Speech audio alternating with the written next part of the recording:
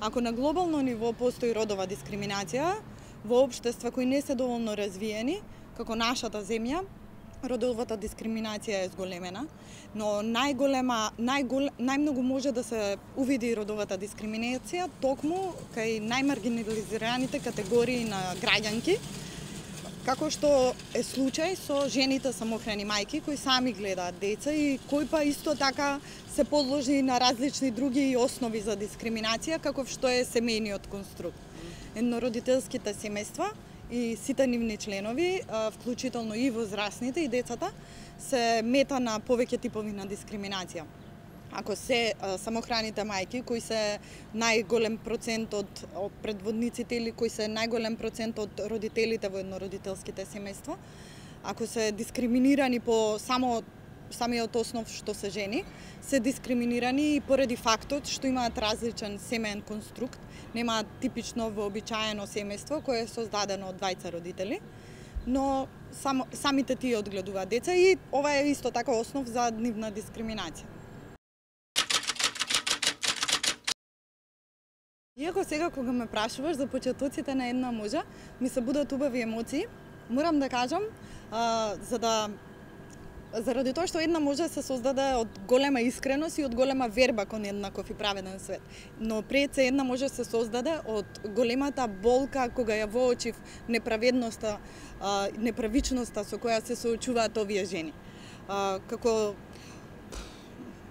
млада девојка која е растена во обкружување каде што најчесто сум стапувала во контакт со луѓе кои, например, јас потекнувам од ликовната академија и сум градела односи, сум растела, сум се развивала и самата сум била таква. И моето семејство било такво, со отворени умови, со слобода, со верба дека можеме да постигнеме се што сакаме, дека нема без пориви да се наштети на другиот, без пориви да се повреди другиот. Сватив кога станав самохран родител дека јас претходно сум живеела во некој бабл каде што све било едноставно, каде што сме имале простор, јас сум имала простор да се развивам слободно, па и палаво, па и диво, па и да бидам своја, да знам што правам, да создавам уметност на некој таков буржујски начин како што порано се видувала уметноста. Но кога станав родител и кога почнав да стапувам во контакт со останатите самохрани родители, пред се жени, кои сами одгледуваат деца, почнав да се соочувам со реалноста во нашето општество,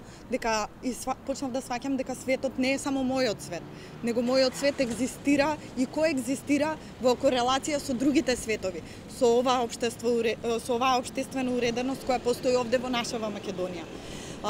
Така почнав да ги спрашувам на некој начин, да испитувам како живеат самохраните родители. Почнав да имам, например, исто така потреба од поголеми економски добра, за да можам да го одгледувам моето дете. И видов на патот кон остварување на поголеми економски добра, со што све морам да се соочам и самата јас, но и сите други жени. Ако јас како академски граѓанин сум се соочувала со различни типови на дискриминација при излегување на пазарот на трудот, жените кои се помалку образовани, жените кои припаѓале на поинакви статусни класи, жените кои немале можност да прошетаат, да го видат светот, жените кои живеат во порурални средини, уште поизразено се соочуваат со дискриминација од различни типови.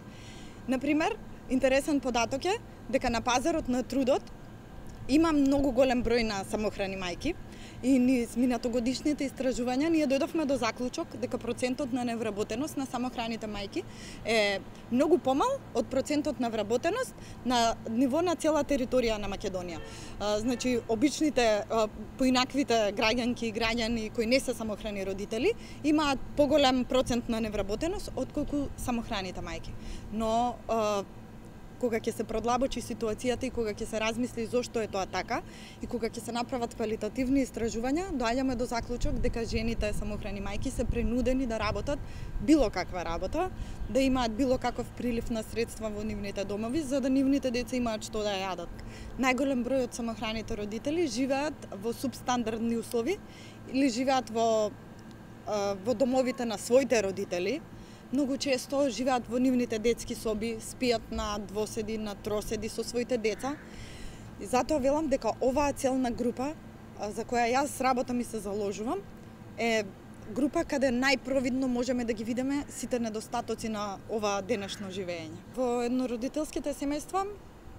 има многу работа, има многу труд, но има и многу љубов и има плодови кои ги уживаме од вниманието, од посветеноста и од љубовта, но не е се така романтично, заради тоа што еднородителските семејства, за да можат нормално да функционираат, треба да има општествена уреденост, треба да има закони, политики, мерки кои ќе се однесуваат на еднородителските семејства и кои ќе им овозможнат нормално да функционираат во светот во кој живеат. Многу самохрани родители го споделиле искуството во однос на излегување на пазарот на трудот со мене, па така имаме на плеада на негативни искуства кои поминале низ мене, кои жените ми ги прераскажале, кои жените ги напишале, мене ми ги напишале, кои пратиле мејлови за помош и за поддршка, кои затропале на портите на канцелариите на Една може и побарале спас од неповолните ситуации во кои се нашле, а се поради дискриминацијата врз основа на тоа што се самохрани мајки. Например,